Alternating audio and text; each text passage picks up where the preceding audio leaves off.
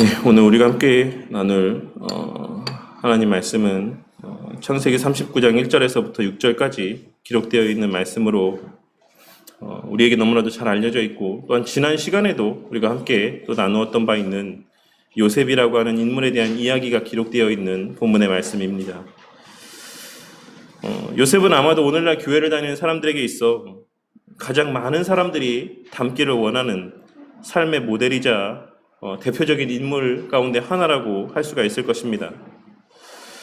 그의 이 교회 성도들 마음 가운데 차지하고 있는 그 자리가 설령 최고는 아닐지라도 늘 상위권에 랭크되고 있는, 모든 사람들의 그 입에서 회자되고 있는 인물 가운데 하나임은 틀림이 없는 가장 유명하고도 인기 있는 인물 가운데 하나인 것입니다.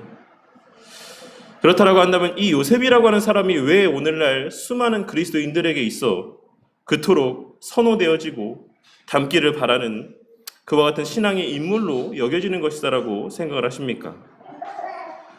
물론 거기에는 저마다 여러 가지 그럴듯한 이유들이 있겠지만 결국에는 그의 삶의 마지막이 애굽의 총리 대신이라고 하는 세상의 모든 사람들이 우러러보는 위치 가운데 그가 서 있을 수 있었기 때문이라고 생각을 합니다.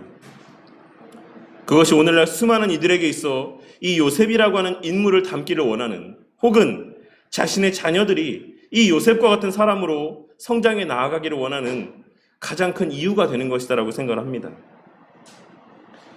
그래서 한국교회에서 한동안 지금도 일부에서는 그런 모습들이 발견될 수도 있겠지만 이 요셉이라고 하는 인물에 대한 꿈에 대하여 많은 관심이 있었습니다. 많은 사람들이 이 요셉의 그 인생에 있어서 그가 꾸었던 꿈에 주목하는 모습을 보게 될 때가 많이 있는 것입니다. 그래서 많은 성도들이 나에게도 요셉과 같은 비전이, 그러한 꿈이 허락되어지기를 바라는 기도를 하나님 앞에 올려드리는 모습을 보게 될 때가 많이 있는 것입니다. 하지만 우리는 이 요셉의 이야기 가운데 중요한 것이 그의 꿈 이야기가 아니다라는 사실을 깨달을 수 있어야지만 될 것입니다. 이 요셉이라고 하는 인물이 등장하는 이 많은 분량의 창세기에 기록된 이 이야기들의 핵심은, 그 주인공은 요셉이 아닌 하나님이라는 사실을 염두에 두고 우리는 이 말씀의 내용들을 해석하고 이해하고 우리의 삶 가운데 적용할 수 있어야지만 된다는 것입니다. 요셉의 이야기에서의 주인공은 성경 모든 곳에서의 주인공이 그렇듯 바로 하나님이자 우리 주 예수 그리스도이신 것이고, 하나님께서 요셉에게 어떻게 행하시고 어떻게 그의 삶을 주장해 나아가시고 있는가라고 하는 관점에서 우리는 이 요셉의 생애를 살필 수 있어야지만 되는 것입니다. 우리는 이 요셉의 이야기 속에서도 하나님께서 성경에 기록된 인물들을 어떻게 사랑하시고 어떻게 세워나가시고 어떻게 사용하시는지, 어떻게 그를 통해서 하나님의 백성들을 구원해 나아가시는지, 그리고 그를 통해 어떻게 영광을 받으시는지, 하나님의 관점에서 우리는 이 말씀의 내용들을 해석하고 적용할 수 있어야지만 된다는 것입니다. 그리고 그것은 오늘 말씀에서의 이 요셉의 그 어린 시절을 우리가 주목하고 해석함에 있어서도 동일하게 적용되어져야지만 되는 중요한 하나의 원리라고 할 수 있습니다. 요셉은 우리가 잘 알고 있는 것처럼 17살 때 형들에 의해서 종으로 팔려가게 됩니다. 그리고 그가 애굽의 총리 대신이 된 것은 그의 나이가 30세 정도가 되었을 때였습니다. 이로 미루어 보았을 때 그가 종과 죄인된 신분으로 살았던 기간은 약 13년 정도라고 하는 계산을 우리가 도출해낼 수 있다고 생각을 합니다. 그 중에 10년은 보디발의 집에서, 그리고 나머지 3년여의 시간은 감옥에서의 죄수의 신분으로 살게 되었다는 사실을 우리는 기록된 말씀의 내용을 통해 확인할 수 있습니다.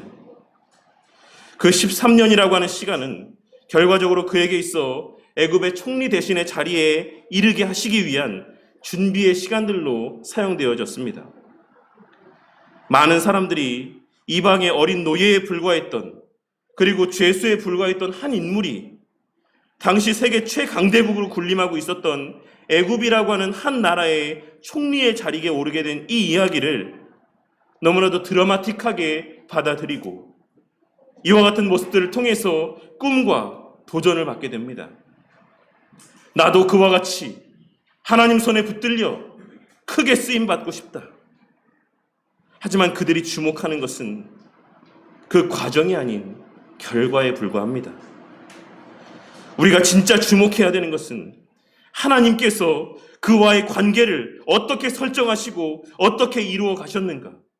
그 관계가 그의 삶 가운데 실제로 어떻게 증거되어지고 표출되어졌는가.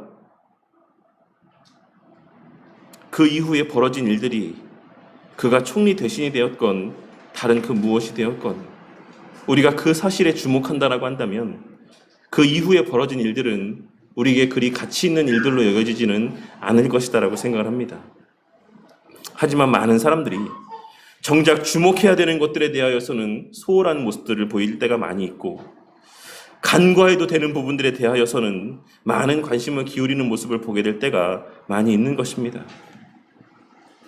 물론 요셉의 이야기를 통해서 하나님께서는 순전하고 깨끗한 심령으로 하나님을 믿고 섬기는 자, 하나님은 진정으로 신뢰하며 살아가는 자, 하나님만을 의지하며 살아가는 자가 하나님 안에서 얼마나 위대한 삶을 살아가게 되는지를 극단적으로 나타내 보여주고 있으시며 그 결과 요셉의 신앙과 그 요셉의 삶을 하나의 표상이자 롤 모델과도 같이 여겨지게 하신 것은 사실입니다.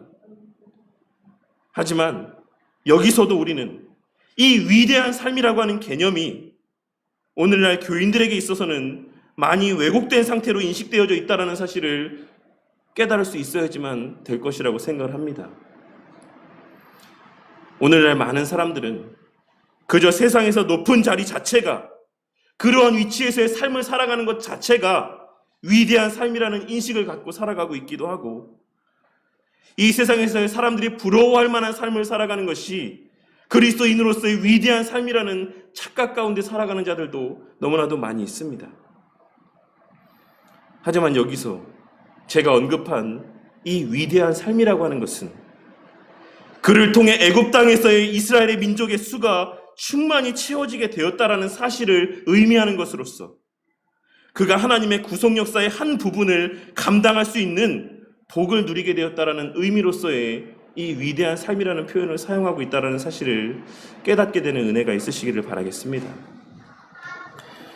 그러니 우리는 하나님께서 요셉에게 허락하신 애굽의 총리 대신이라고 하는 자리가 당시의 상황과 구속사적 역사의 진행에 있어 꼭 필요했던 한 과정에 불과한 자리인 것이지 그것이 하나님께서 요셉에게 주신 복의 본질인 것처럼 착각해서는 안 되는 것이고 그것이 모든 하나님을 믿는 자들에게 약속하시는 일반적인 삶의 모습이 아니다라는 사실 또한 우리는 깨달을 수 있어야지만 될 것입니다. 우리는 총리 대신이 된 요셉이 아닌 총리 대신이 되게 하심으로 성취하고 나타내고자 하시는 하나님의 뜻과 목적 가운데 주목을 하고 그 과정에서 요셉에게 주신 복의 본질에 주목을 해야지만 되는 것입니다. 우리가 신뢰하는 개혁주의 신앙은 우리가 받은 구원이라는 결과에 주목하기보다는 구원 이후의 그리스도인으로서의 삶에 더 주목하며 살아갑니다. 그와 마찬가지로 우리는 이 요셉이라는 인물의 삶에 있어서 그가 서게 되었던 총리라고 하는 삶의 자리 자체보다는 그 자리에서 그를 통해 이루실 일들 가운데 더 주목을 해야지만 되는 것이고 또한 그 과정에서 그 당사자에게 베푸신 은혜의 본질 가운데 주목할 수 있어야지만 되는 것입니다.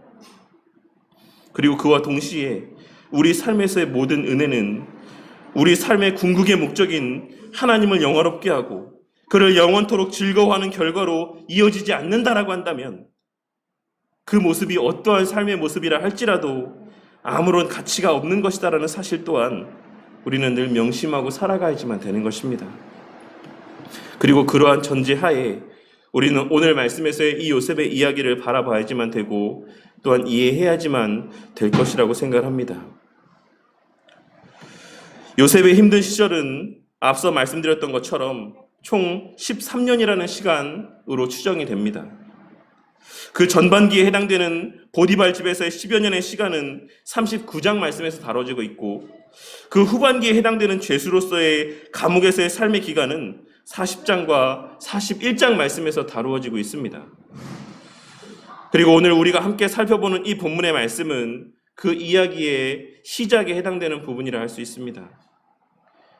모세는 39장 한 장에서만 여호와께서 요셉과 함께 하심으로 라고 하는 이 표현을 4번이나 사용을 하고 있습니다. 특히 요셉이 보디발 집의 총무가 되는 과정을 기록하고 있는 오늘 본문 1절에서부터 6절까지의 이 짧은 본문의 말씀 가운데는 2번씩이나 여호와께서 요셉과 함께 하셨다라는 사실을 반복적으로 언급하고 있는 것입니다. 이는 여호와께서 요셉과 함께 하셨다라고 하는 사실이 요셉의 이야기에 있어 가장 핵심이자 중심 주제가 되는 것이다라는 사실을 의미하는 것이다라고 할 수 있습니다.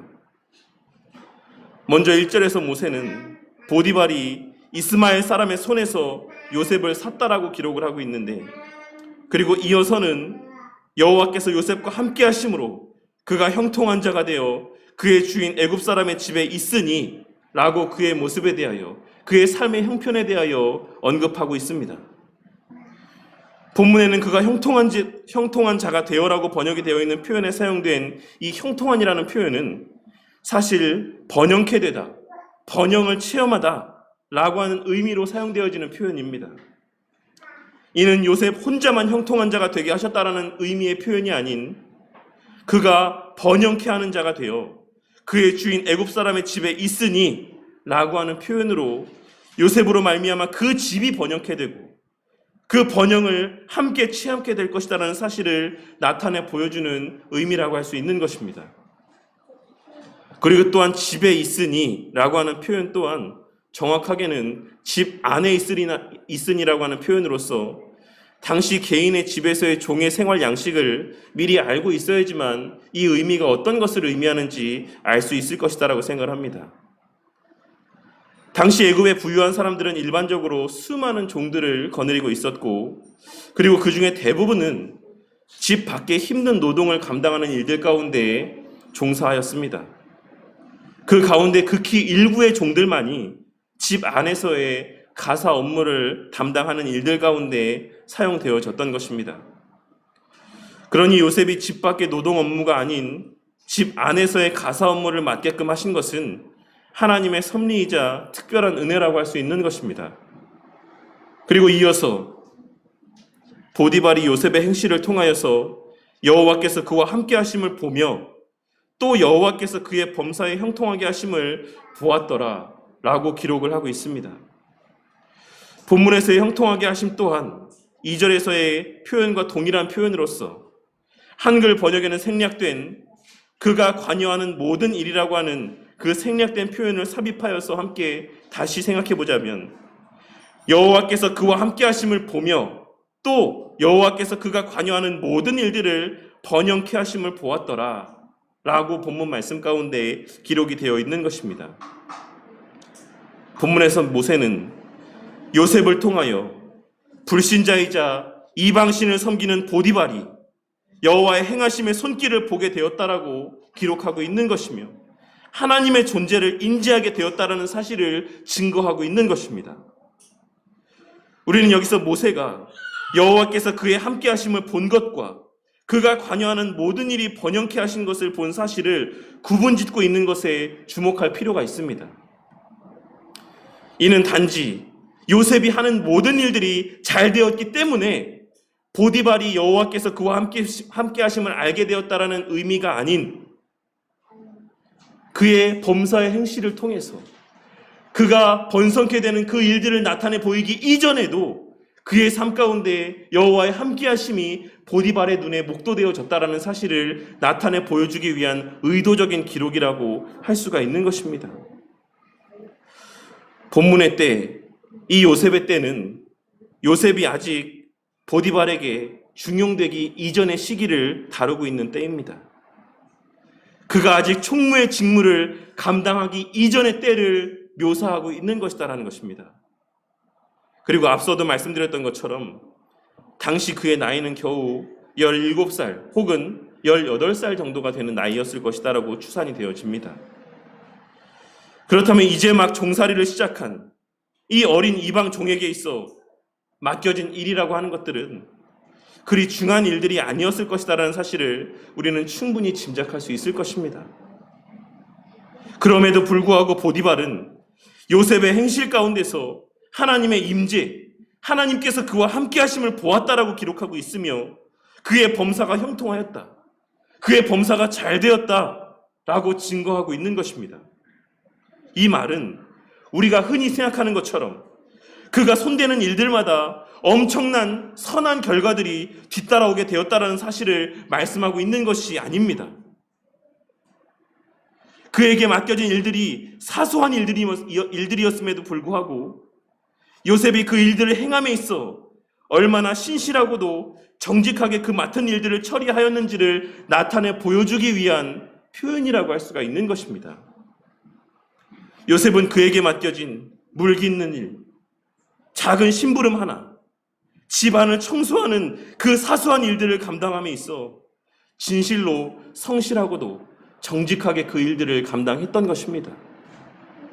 사람의 눈을 신경 쓰며 그 주인의 눈을 의식하며 행동했던 다른 수많은 종들과는 분명하게 차별된 하나님 앞에서의 그의 그러한 행실들이 보디발로 하여금 그가 믿고 섬기는 하나님을 바라볼 수 있게 하였으며 그를 신뢰하게 되는 수단이 되었던 것입니다. 그러니 우리는 오늘 말씀 1절에서의 요셉이 형통한 자가 되었다라고 하는 이 표현이 우리가 일반적으로 생각하는 것처럼 그러한 모든 것이 잘 되고 모든 것이 잘 풀리는, 모든 것이 풍요로워지는 그러한 번영을 의미하는 표현이 아니다라는 사실을 깨달을 수 있어야지만 되는 것입니다. 이방 출신의 어린 종의 삶이라고 하는 것이 이방에서 노예로 팔려왔던 이 어린 나이에 요셉이라고 하는 이 종의 삶이라고 하는 것이 그 집안에서의 허드렛 일이라 하는 그 어린 종의 삶이라고 하는 것이 형통하면 얼마나 형통하겠습니까? 그 삶이 번영케 되면 얼마나 또 번영케 될 수 있겠습니까? 물 깃는 일이라 하고 작은 심부름이나 하는 일들 가운데 그가 형통하면 얼마나 더 형통해지고 집을 청소하고 자질구레한 일들을 감당하며 심부름이나 감당하는 그 어린 나이에 요셉의 삶에 있어 그가 번영케 되면 또 얼마나 번영케 될 수 있을 것이다라고 생각하십니까? 그러니 이 본문 말씀에서의 이 형통함과 번성케 됨, 번영함, 이런 이미지들을, 이런 의미들을 오늘날 우리가 갖고 있는 세상적인 기준과 시각으로 판단한다라고 한다면 우리는 이 말씀의 의미를 그러한 세상적인 의미로 해석하게 될 수밖에 없을 것입니다. 저는 오늘 말씀에서의 요셉이 형통한 자가 되었다라고 하는 이 말씀의 의미는 근본적으로 그의 하나님과의 관계 안에서의 형통함이 있었다라는 사실을 말씀하여 주고 있으신 의미라고 해석을 합니다. 하나님께서 요셉과 함께 하심으로 하나님께서 에녹과 동행하여 주셨듯이 요셉과 동행하여 주심으로 요셉에게 자신의 존재를 각인시키고 인지할 수 있게 하여 주심으로 그는 범사의 삶 속에서 하나님 앞에서의 삶을 살아갈 수가 있었던 것이고 그의 그와 같은 코람데오의 삶의 모습에서 보디발은 그가 믿는 하나님, 요셉이 믿는 하나님은 다른 신들과는 다르다라고 하는 사실을 발견하고 깨달을 수가 있었던 것입니다. 그리고 그처럼 사람들의 눈 앞에서의 삶이 아닌 사람들의 시선을 의식하는 삶이 아닌 하나님 앞에서의 삶을 살아가는 요셉을 향한 신뢰가 보디발의 마음 가운데 생겨나게 된 것입니다. 모세는 그러한 보디발의 감정의 변화를 4절 말씀에 기록된 표현으로 자세하게 나타내 보여주고 있습니다. 본문에서의 요셉이 그의 주인에게 은혜를 입어 라고 번역된 표현은 직역을 하자면 그리하여 요셉이 그의 주인의 눈 안에서 은혜를 발견했다 라고 하는 의미의 표현입니다. 이는 사람의 감정이 눈을 통해 바깥으로 표출되어진다라고 하는 그렇게 믿고 있는 히브리적인 사고가 반영된 표현으로서 요셉을 바라보는 보디발의 눈빛의 변화를 요셉이 감지하였다는 사실을 나타내 보여주고 있는 것입니다. 이전에는 한낱 이방 출신의 어린 종으로 바라봤던 그 보디발의 시선이 그의 하나님 앞에서의 코람데오의 삶의 모습을 지켜보는 가운데 그를 신뢰할 만한 시선으로, 그를 믿음직하게 여기는 그와 같은 신뢰의 눈빛으로 변화되어지게 되었다는 사실을 말씀하고 있는 것이고, 그 사실을 요셉도 인지할 만큼 그 변화는 두드러지게 나타났다는 사실을 이 말씀을 통해 하나님께서는 증거하고 있으신 것입니다. 그 결과 보디발은 요셉을 그 가정의 총무로 임명하고 집의 모든 행사를 다 다스릴 수 있는 권한을 그에게 맡겼습니다. 이 또한 당시 고대 근동에서의 부유층이 자신이 직접 가사를 돌보지 않고 종들 가운데 가장 신뢰할 만한 한 사람을 집사로 삼아 총괄하게 하였던 풍습을 반영하고 있는 것입니다. 그리고 그가 집안의 모든 행사를 주관한 이후부터 애굽 사람의 집에 복을 내리셨다라고 5절 말씀을 통해 증거하고 있으신 것입니다. 요셉이 총무가 된 이후에 그 집안에 실질적인 형통함과 부요함이, 물질적인 증가가 나타나게 되었다라는 사실을 말씀하고 있는 것이며, 그것은 당시의 상황 안에서의 하나님의 특별한 뜻이 반영된 결과라고 할 수 있습니다. 그렇게 하나님께서는 요셉을 위하여 그 가정의 번영과 번성을 허락하셨다라고 말씀을 하고 있는 것입니다. 우리는 오늘 말씀에서의 그와 같은 표현에서 우리가 하나님 말씀대로 순종하며 하나님 앞에서의 신실한 신앙의 삶을 살아갈 때 우리 삶에서의 하나님께서 베풀어 주시는 물질적인 부요함이 반드시 뒤따라온다 라고 하는 식으로 이 말씀의 의미를 잘못 적용해서는 안 될 것입니다. 하나님께서 요셉의 가정에 이 총무의 직분을 맡게 낸 다음에 그 가정에 이와 같은 물질의 복을 허락하신 이유는 요셉을 통해 행하실 그 다음 단계의 일들을 진행해 나가시기 위한 과정으로서의 은혜에 불과한 것이다라고 하는 사실을 우리는 깨달을 수 있어야지만 되는 것이고, 요셉에게 하나님 말씀의 진실됨과 그 가치를 깨닫고 그 마음을 마음 가운데 새기게 하시기 위한 수단의 은혜에 불과하다라고 하는 사실을 우리는 이어지는 전체 문맥의 내용을 통해 발견하고 깨달을 수 있어야지만 되는 것입니다.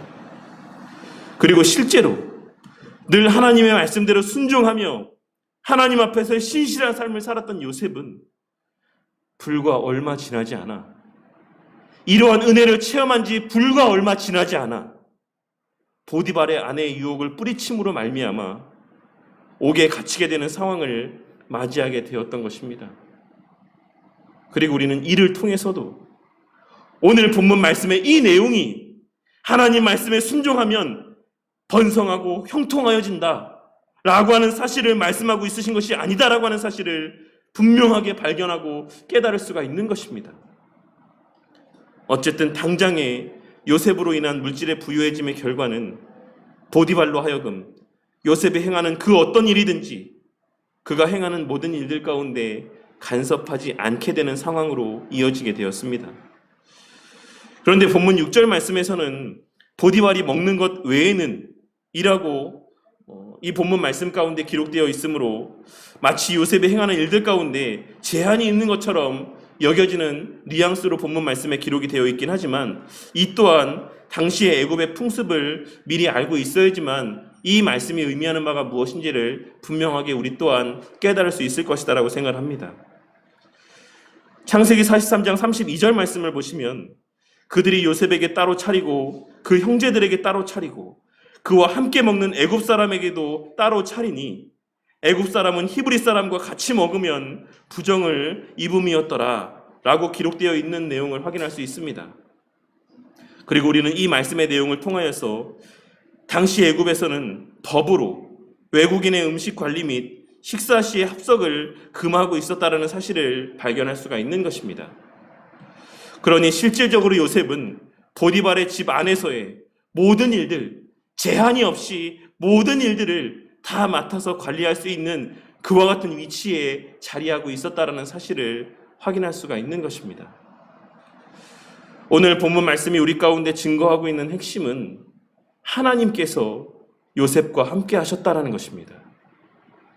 요셉이 하나님과 함께한 것이 아니라, 요셉이 하나님과 함께한 것이 아니라 하나님께서 요셉과 함께 하셨다라는 것이 오늘 말씀의 핵심인 것이고, 그것이 요셉의 삶의 원동력이 되었다라고 하는 사실이 우리가 오늘 말씀에서 주목하고 마음 가운데 새겨야지만 되는 핵심이라는 것입니다.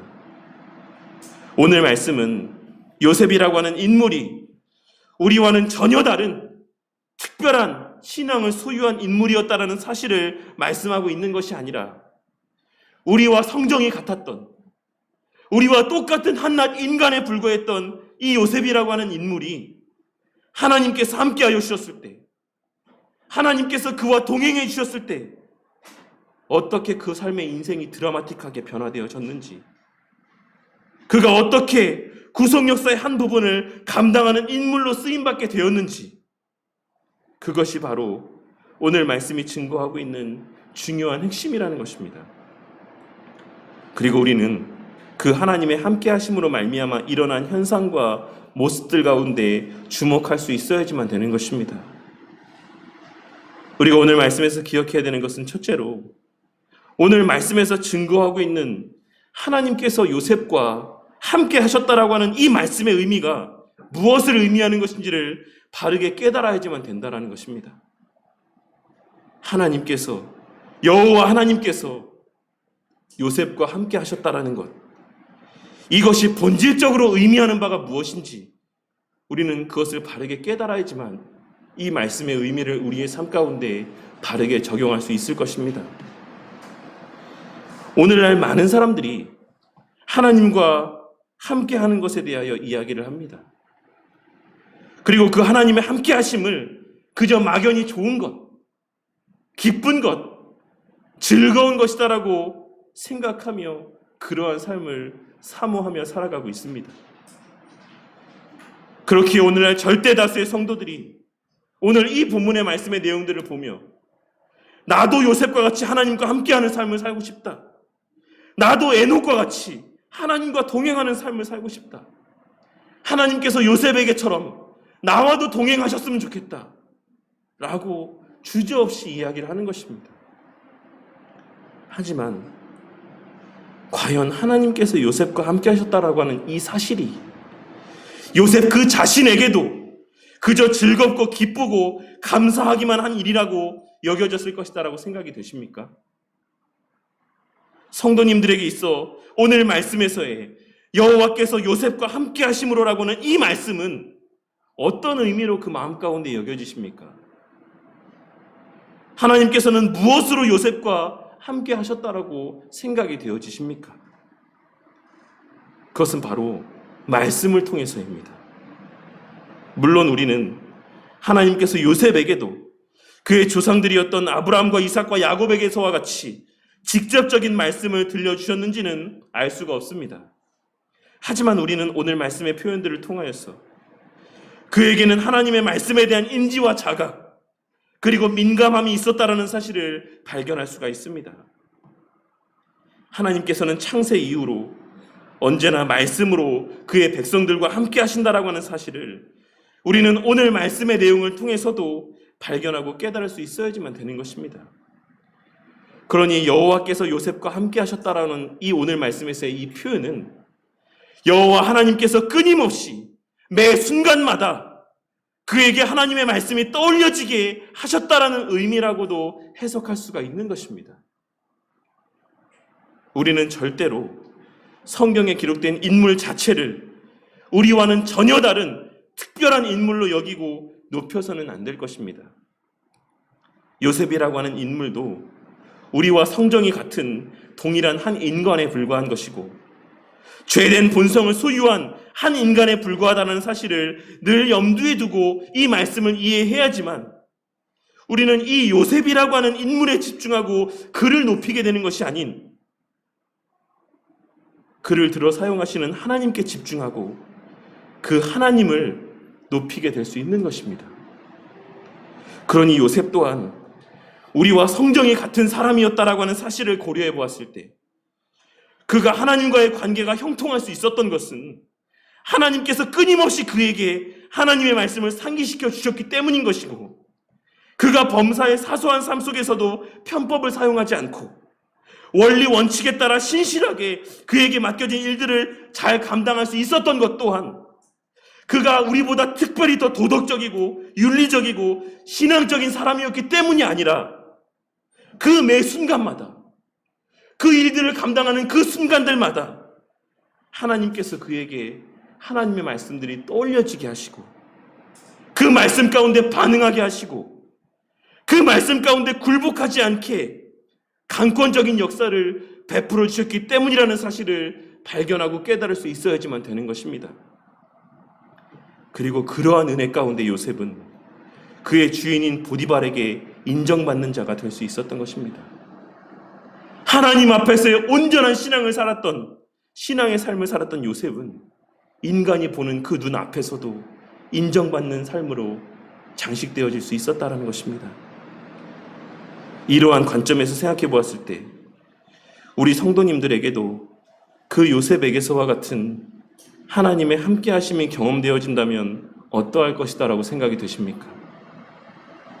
지금도 그 요셉에게 함께했던 그 하나님의 동행하심이 그저 마냥 즐거운, 마냥 기쁘기만 한 모습일 것이다 라고 생각이 되어지십니까? 비록 그 삶은 영적으로는 감사와 기쁨이 충만한 삶일 수 있지만 육적으로는 나의 옛 자아, 죄된 본성과 하나님의 말씀 사이에서의 충돌로 인한 괴로움과 고통이 수반되지 않을 수 없는 삶이라는 사실을 우리는 깨달을 수 있어야지만 될 것입니다. 그리고 그러한 실제적인 고통 가운데 우리는 우리의 옛 자아를 죽이고 자기 부인 가운데 온전히 하나님 말씀에 굴복하여 범사의 삶 속에서 코람데오의 삶을 살아가게 되는 것입니다. 그러니 우리 성도님들은 오늘 말씀에서 요셉이 받아 누렸던 여호와께서 함께 하시는 복을 귀하고 가치 있게 여기되 그 복을 누리는 과정 또한 그저 만만하게 아무것도 아닌 것처럼 그저 꽃길을 걷는 그와 같은 즐겁기만 한 삶의 모습이 아니라는 사실을 깨닫게 되는 은혜가 있으시기를 바라겠습니다. 그리고 우리가 오후에 함께 나누고 있는 기독교 강요에서도 칼빈 선생님은 그러한 면에서 거듭남의 가장 확실한 표징을 자기 부인이라고 이야기하고 있는 것이고, 특별히 기독교 강요 3권 7장 1절에서는 나는 섬긴다라는 것이, 나는 하나님을 섬긴다라고 하는 것이 하나님 말씀에 순종하는 것일 뿐만 아니라 모든 육적인 의식을 버린 인간의 마음이 하나님의 영이 명하시는 곳으로 전적으로 돌아가는 것이다라고 부른다. 이것이 생명으로 들어가는 첫 관문이지만 모든 철학자들은 이 변화를 알지 못했는데 바울은 이것을 심령으로 새롭게 됨이라고 불렀다라고 이야기하고 있는 것입니다. 그리고 바울 사도 또한 고린도전서 6장 19절과 20절 말씀에서 너희 몸은 너희가 하나님께로부터 받은 바 너희 가운데 계신 성령의 전인 줄을 알지 못하느냐. 너희는 너희 자신의 것이 아니라 값으로 산 것이 되었으니 그런즉 너희 몸으로 하나님께 영광을 돌리라고 권면하며, 로마서 12장 1절과 2절 말씀에서는 너희 몸을 하나님이 기뻐하시는 거룩한 산 제물로 드리라. 이는 너희가 드릴 영적 예배니라. 너희는 이 세대를 본받지 말고 오직 마음을 새롭게 함으로 변화를 받아 하나님의 선하시고 기뻐하시고 온전하신 뜻이 무엇인지 분별하도록 하라 라고 권면하였던 것입니다. 하나님의 선하시고 기뻐하시고 온전하신 뜻이 무엇인지 분별해라. 끊임없이 분별하는 삶을 살아라. 하나님께서 원하시는 바가 무엇인지 끊임없이 분별해라. 그러니 우리는 그러한 여러 말씀들과 우리 신앙의 선배들의 가르침들을 통하여서 오늘 말씀에서의 하나님과 요셉의 그 함께 하심이 요셉에게 있어 마냥 수월한 시간들만은 아니었을 것이다라고 하는 사실을 깨달을 수 있어야지만 되는 것입니다. 또한 둘째로, 하지만 우리는 그러한 과정을 통해서만 하나님과의 온전한 관계 가운데 진정으로 형통한 삶을 살아갈 수 있는 것이다라는 사실을 또한 깨달을 수 있어야지만 될 것이라고 생각합니다. 하나님과 동행하는 삶, 하나님과의 형통한 관계 가운데 거하는 삶이라고 하는 것은 그냥 저절로 주어지는 열매가 아닙니다. 그저 열매 맺는 나무 아래 가만히 누워서 입을 벌리고 있으면 저절로 그 입에 떨어져 그 입에 들어오는 그러한 열매가 아니다라는 것입니다. 한 어린아이가 아무런 힘듦의 과정도 없이 장성한 어른으로 성장하는 것이 아니고, 씨앗 하나가 아무런 수고도 없이 성장하여 열매를 맺게 되는 것이 아니듯, 하나님과의 관계의 형통함이라고 하는 은혜와 복 또한 그냥 저절로 우리 가운데 누려지고 만끽되어지는 은혜가 아니다라는 사실을 우리 성도님들은 반드시 깨닫고 명심하시기를 바라겠습니다. 하나님께서 끊임없이 말씀을 우리 가운데 들려주시고, 그 말씀을 상기시켜 주시고, 그 말씀을 통한 찔림을 주시고, 우리의 눈에서 뜨겁게 흐르는 회개의 눈물과 그 회개의 과정을 거치게 하심의 과정을 통하여서 그러한 열매는 우리에게 누려지고 만끽되어지는 것이다라는 사실을 우리는 오늘 말씀 가운데 깨닫고 발견할 수 있어야지만 되는 것입니다. 요셉은 그러한 끊임없는 자아와의 싸움 속에서 범사의 삶 가운데 사람의 시선이 아닌 하나님의 시선을 더 의식하는 삶을 살게 되었을 것입니다.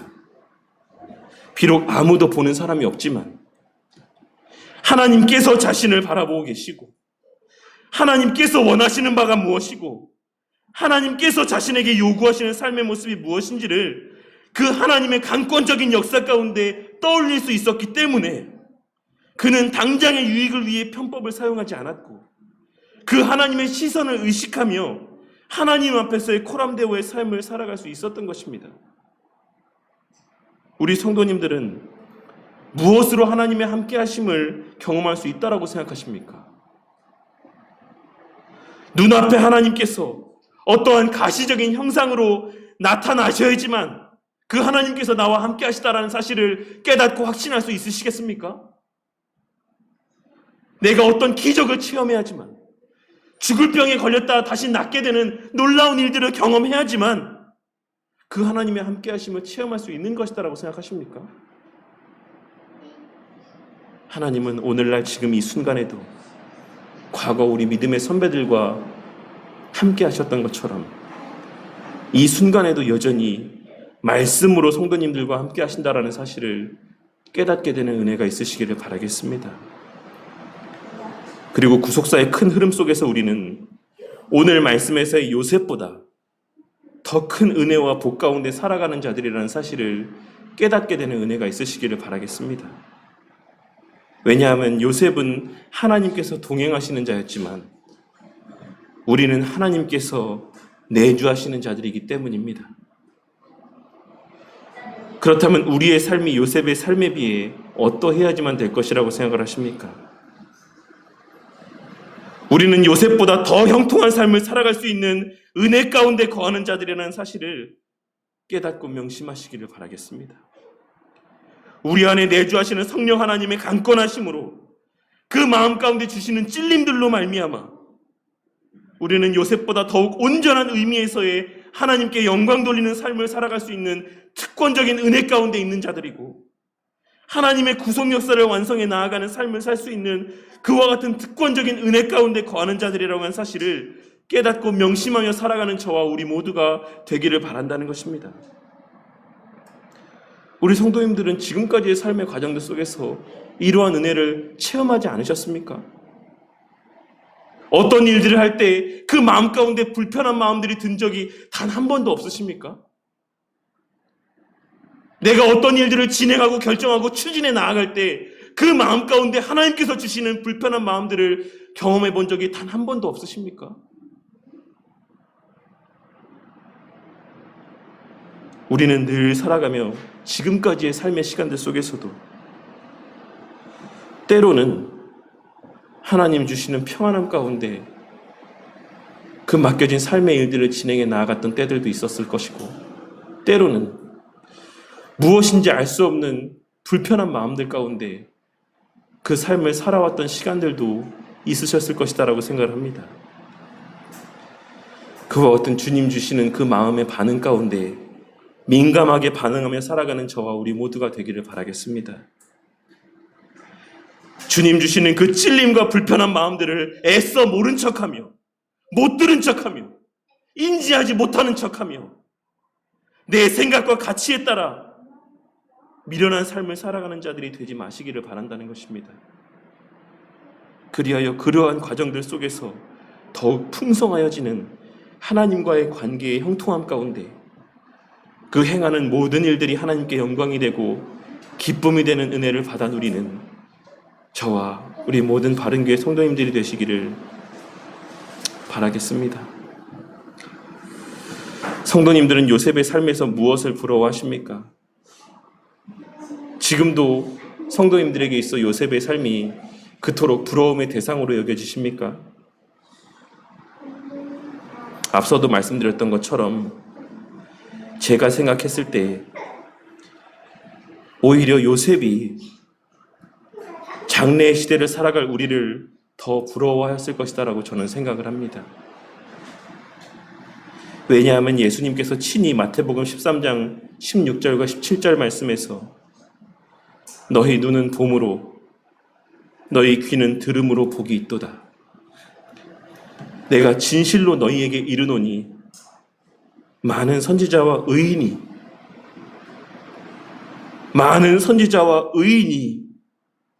너희가 보는 것을 보고자 하여도 보지 못하였고 너희가 듣는 것을 듣고자 하여도 듣지 못하였느니라라고 말씀하셨기 때문입니다. 그러니 우리 성도님들에게 요셉도 보지 못하였고 요셉도 듣지 못하였던 그 완성된 계시의 말씀에 대한 온전한 깨달음으로 말미암는 은혜와 복이 늘 그 삶 가운데 충만하기를 바라겠습니다. 완성된 하나님의 말씀을 보고 그 말씀이 선포되어지는 것들을 들음의 과정을 통해 하나님의 성도들 마음 가운데 내주하심이 확신되어지고 체험되어지는 은혜가 있기를 바라겠습니다. 그리하여 오늘 말씀에서 요셉과 함께 하셨던 그 하나님께서 이제는 내 안에 내주하신다라는 사실을 늘 명심하고 살아가는 저와 우리 모두가 되므로 제발 말로만 그리스도인의 삶이 아닌, 입으로만 그리스도인의 삶이라고 이야기하는 것이 아닌, 입으로만 예수 믿는다라고 이야기하는 것이 아닌 행함을 통해 우리 안에 내주하시는 그 하나님이 우리의 삶을 주목하는 그 세상 사람들의 눈에 목도되어지는 은혜가 있기를 바라겠습니다. 보디발의 눈에 그 하나님이 인지되어졌던 것처럼 우리의 코람데오의 삶을 통하여서도 우리 안에 내주하시는 하나님이 우리의 삶을 주목하는 자들의 그 삶에, 그 시선에 목도되어지는 은혜가 있기를 바란다는 것입니다. 그리하여 그 모습을 통해 나의 가까운 친구가, 나의 믿지 않는 고륙이, 나와 자주 교제하는 이웃이 하나님께서 나와 함께 하시는 그 모습을 목도케 되므로 그 하나님에 대한 궁금증을 갖게 되고 신뢰가 생겨나게 되므로 이 주염된 교회로까지 발걸음하게 되는 선한 역사가 일어나게 되기를 바라겠습니다. 그리하여 그러한 하나님께서 동행하여 주시는 복된 신앙의 걸음 가운데 우리의 그와 같은 삶의 모습을 통해 우리 개인의 삶에서의 영적인 부유함은 물론이요, 우리와 함께하는 자들 또한 우리로 말미암아 그 영적인 부유함의 은혜를 풍성히 받아 누리게 될 것을 확신하며 요셉보다 더 크고 온전한 의미에서 하나님의 구속 역사 가운데 귀하게 쓰임받는 우리 바른교회 성도님들이 되시기를 주님의 이름으로 간절히 축원합니다.